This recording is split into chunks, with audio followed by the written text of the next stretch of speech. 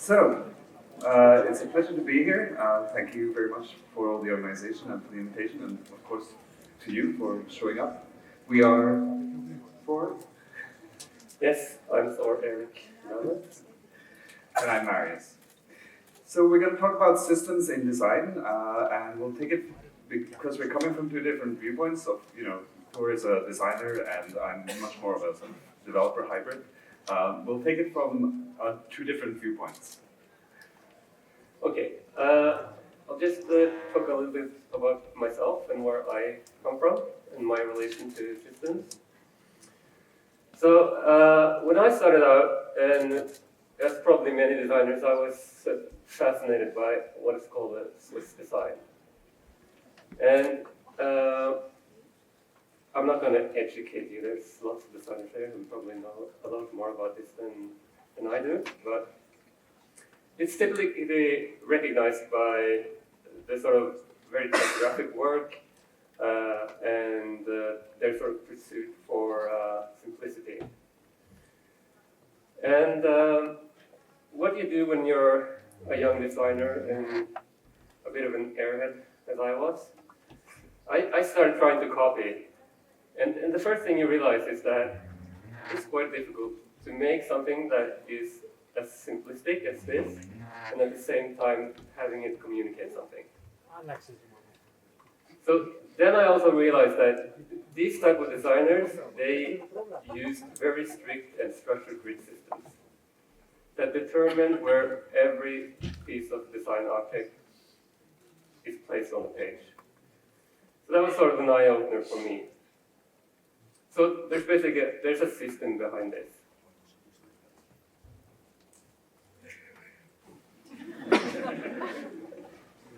That's why I brought Marius.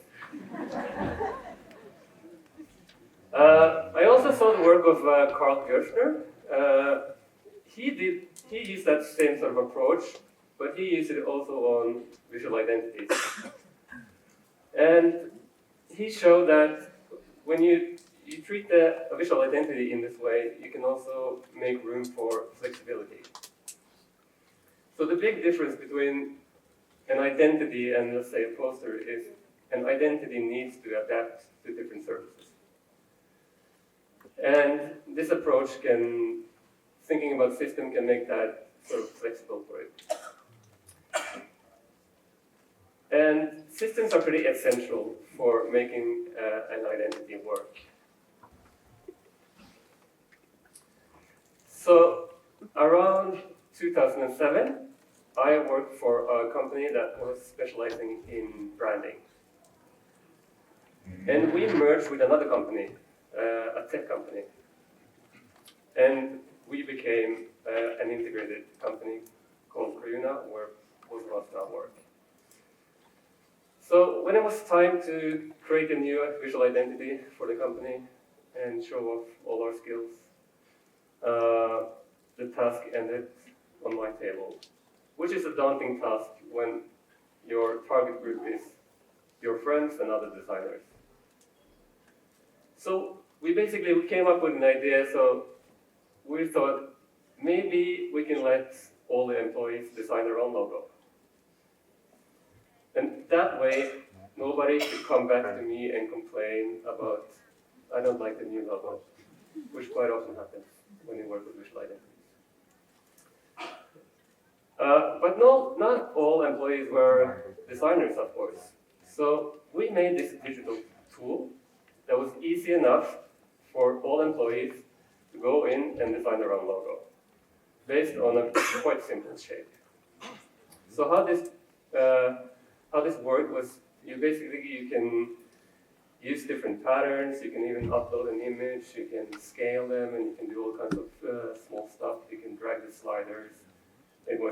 This is a long time ago, it was Flash-based. But it basically provided a tool for all the employees to design their own logo.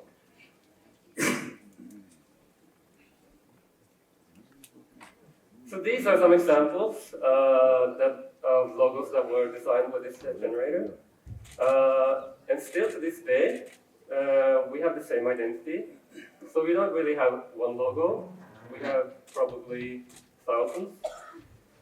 And it's basically just a frame. So that meant pretty early on in my career, I was able to collaborate with people who knew code, people like Marius. So, as a counterpoint to the Gerstner and the Swiss design reference, my reference starts much more around 94, 95, 96.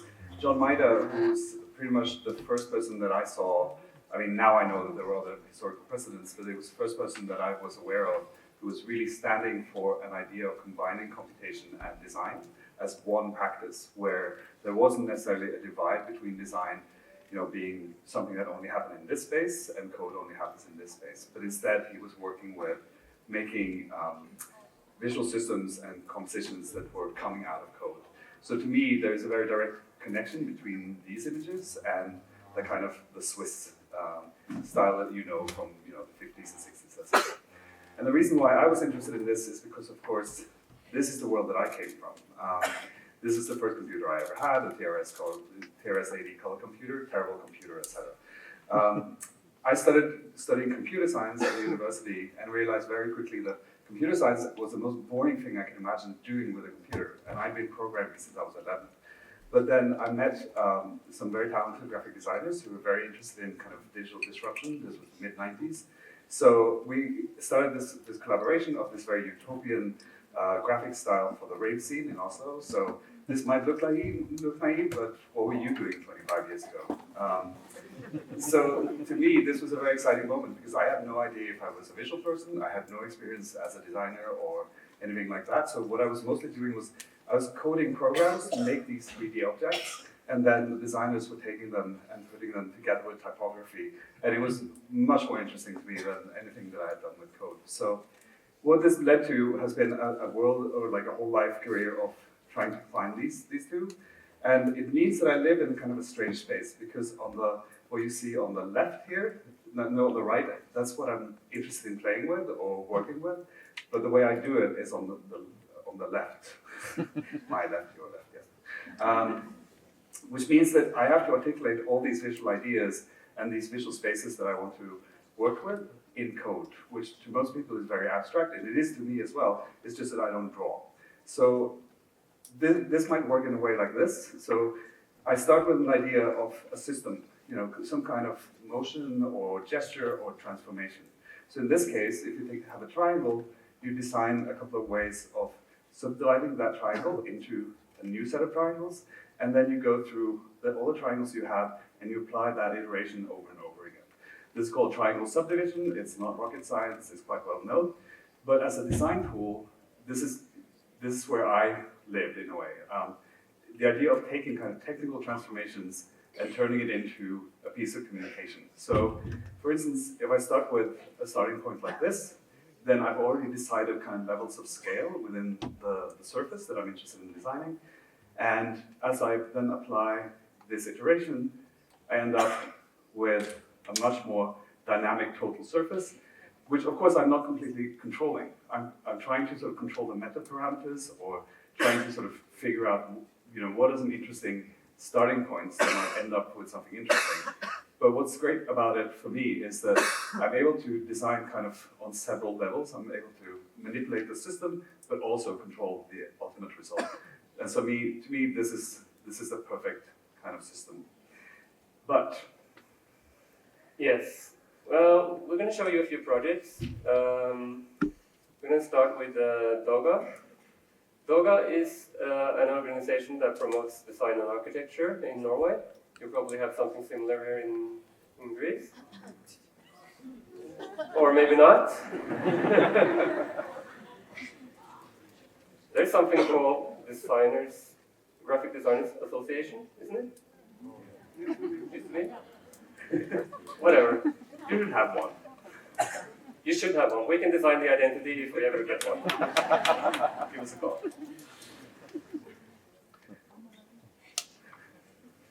So we came up with a pretty simple idea. We made a typographic logo. You just use the letters. We placed them in an isometric perspective. And that sort of gave us the fundamental idea behind it, which gave us some motion to the whole identity. Dogo, they wanted an identity that didn't took too much attention away from the work that their members had. So it's quite a flexible logo that can adapt to different situations, and it also gave us a sort of an emotion behind the logo.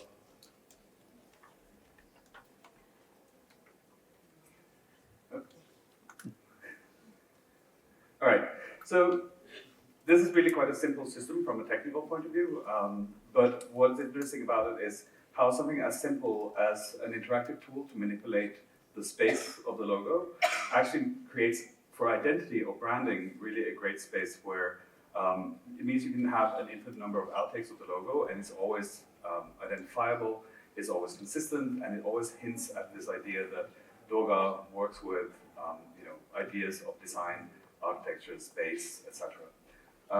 So it's a very simple system in a sense, but it creates a quite good space within the identity.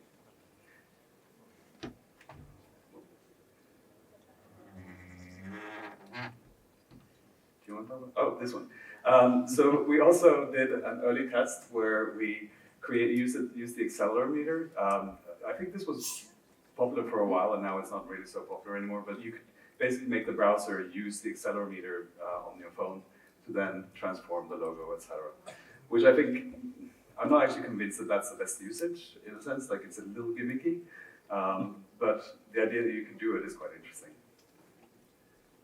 So there.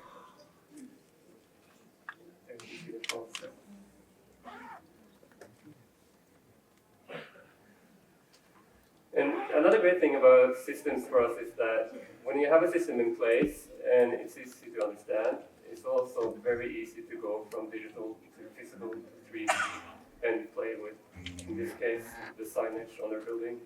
It becomes quite obvious how different things are going to look when you have a system in place. Which of course is very much a part of a design program, that a design program is a way of programming future applications that you haven't seen by making it clear that if you're going to do something like this, it would be obvious that this is the way to do it. So, and now we're going to talk about Oslo. Yeah, this is a huge project. This is the city of Oslo, which we recently did. It's over 50,000 employees, a very complicated organization. We're going to talk about sort of parts of the project, so we're just going to show you a case movie, and so you get a sort of overview of the whole thing. Oslo, Norway's capital, is a modern and growing city loved by its residents. It has 15 districts, 36 agencies, 53,000 employees, and countless projects and initiatives. But with over 250 logos in use, this caused confusion and clutter. That's why we created one identity to unite Oslo. 3 shapes, inspired by Oslo's streetscapes, are the basic building blocks of the identity system.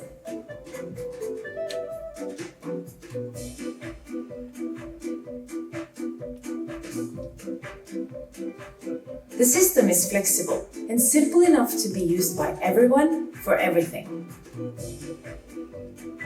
The digital design assistant we created gives all 53,000 city employees the power to design communications themselves, easily, quickly, and correctly. Our font, Oslo Sans, is functional, versatile, and usable everywhere. The design is inspired by generations of Oslo street signs. Dots and punctuation marks are transformed into Oslo shapes.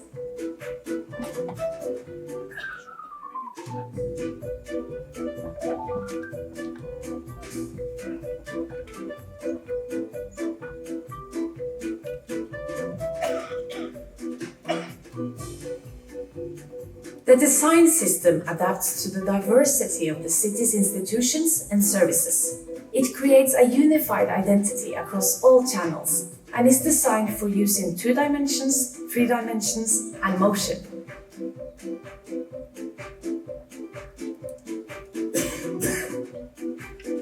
The new identity is a great tool to help Oslo and its residents to continue to connect and thrive together.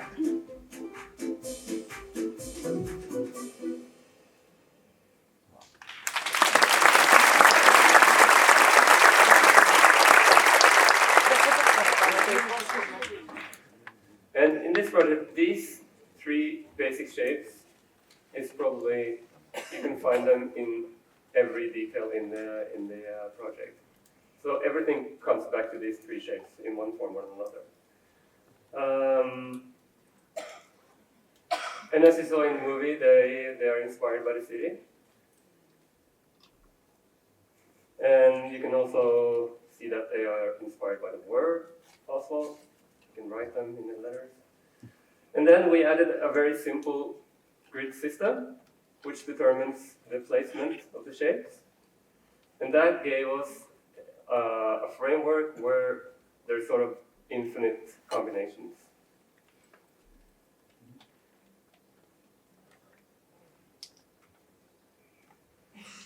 So when you have the system in place, it was very easy for us to start working on physical things as well.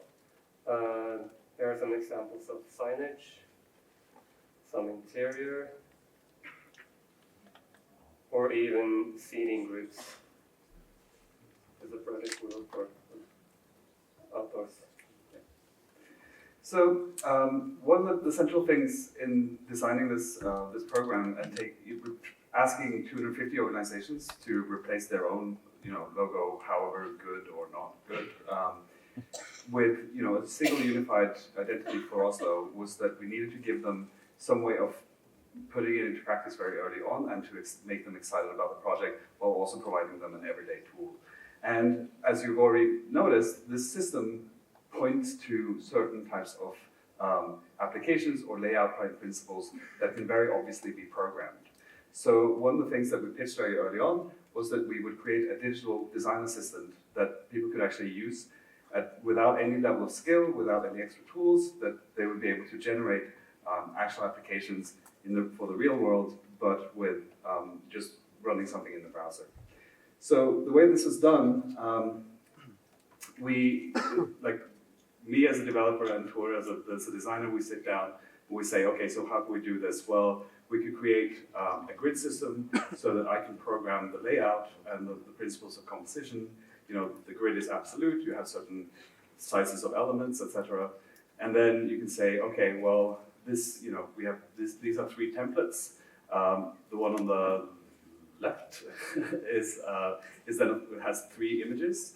2 of them are small and round, one of them is like larger and square. There's 2 little areas of text, there's a sender field, there's potentially other kind of text fields that we could add. So by building the templates into a sort of very modular system where they could actually be placed automatically, it actually just tries to place elements on the page, it means that these templates will give rise to an infinite number of variations, and where the user will simply input their own text and images and be able to generate something very quickly. It's almost like a meme generator, except it's for public communication from the city of Oslo. And of course, for something like this to work, this is probably quite hard to read. These are the design templates, which of course are JSON data structures at the end. The JSON data structure has something like, where's the logo going to be placed? Well, find the top left of the grid and then place it this many millimeters from there.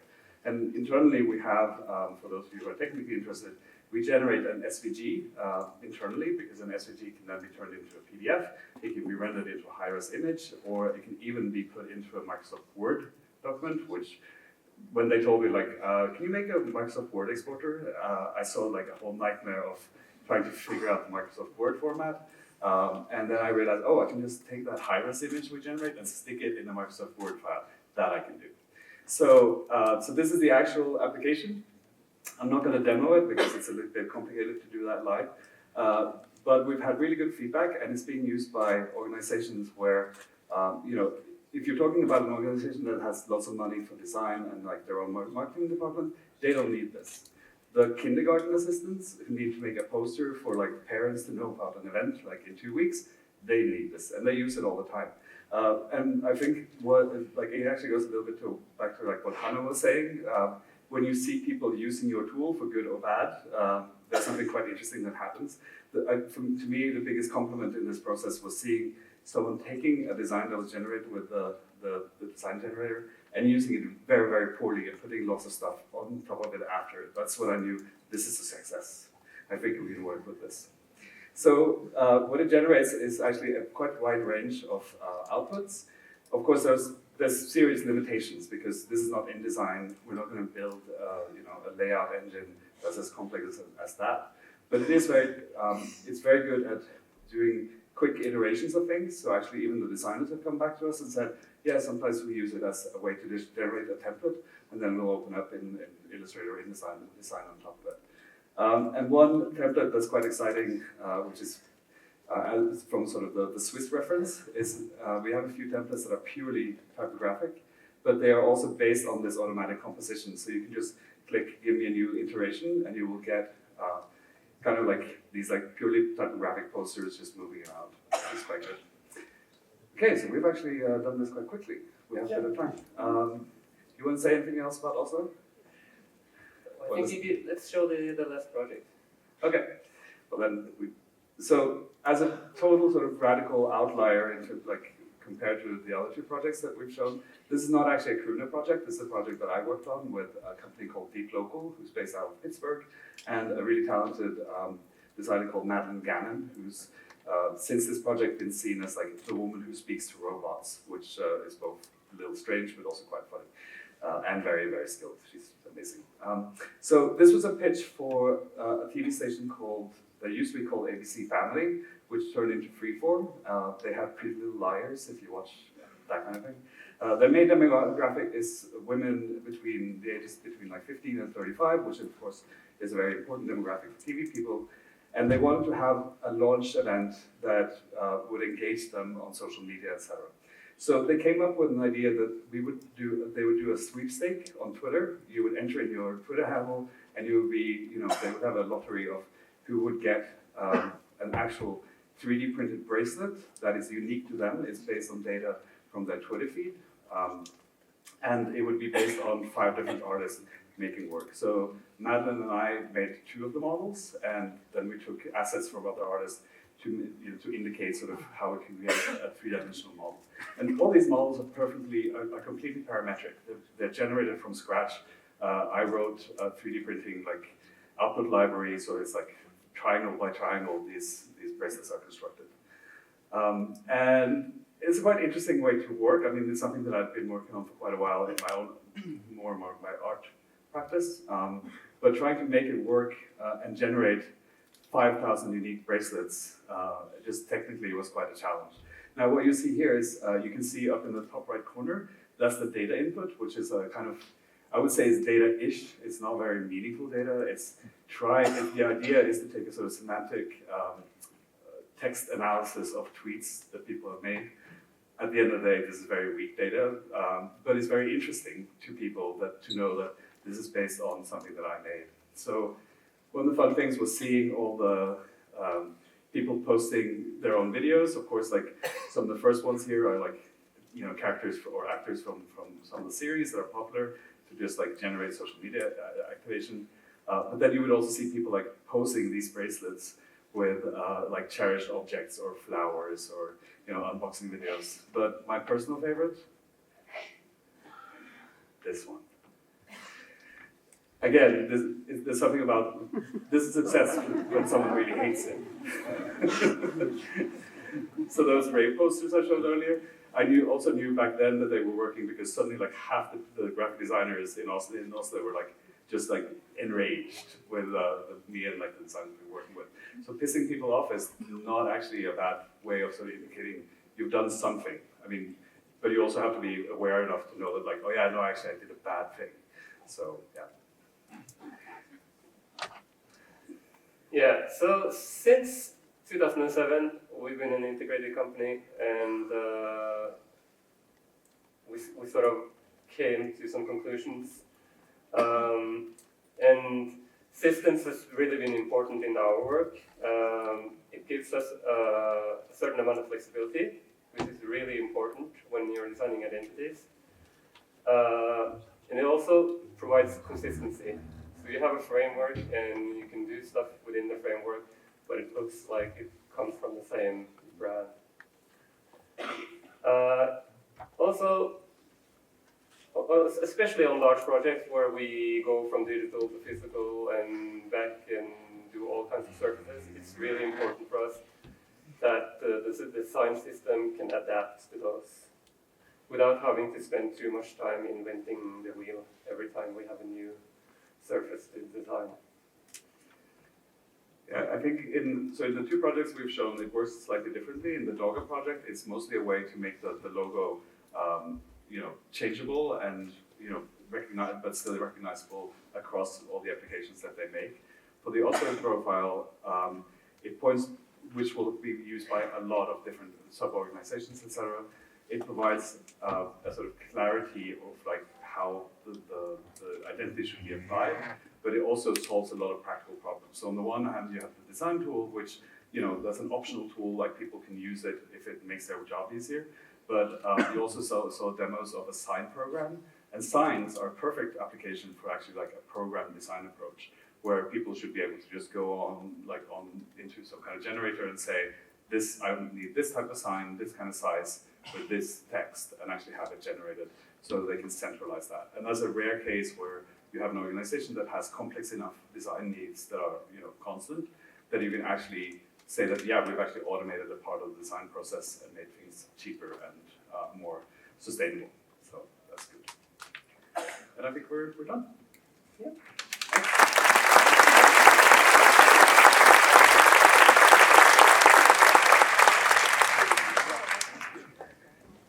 Thank you, Thor and Marius. Thank you very much. What an interesting presentation with great ideas. Thanks. Where can we get these tools? You could invite us to give a talk. Please have a seat. So. We have a question from the audience this time. Spiros Georgis. Spiro, where are you? We can't see you anyway. He's upstairs. Upstairs, okay. Yes, Spiro. So Spiro's question is, the idea and implementation of a design template generator is absolutely brilliant and makes total sense. Who would you say does the design? You, the software, the design system, or the kindergarten teacher? The kindergarten teacher? Well, the idea is to make the kindergarten teacher feel like she's doing the design, but we make the system that makes it her capable of being a designer. Yeah, and also I mean, in the case of a design profile, we've already seen so many professional designers actually abuse the logos and like use the wrong version of the file or whatever. But anyone who uses that design tool will get the right systems every time. Can I say? There's one thing that we didn't mention. That the thing is, it used to be like there were us, the designers, that design everything, and other people have touched upon it as well. It's not like that with a brand anymore. You have to cater for people posting stuff on social media. It's not all designers designing every output of a brand. So you have to make something that is easy enough for other people to use. Thank you very much for being here. Let's Actually, if you want to catch up with our speakers during our lunch break and coffee break that we have in a short of a while, the first break. and please use the Feel free hashtag for your to- questions. Thor and Marius and ask more questions. Okay, thank you very Thank you much. very much. Thanks.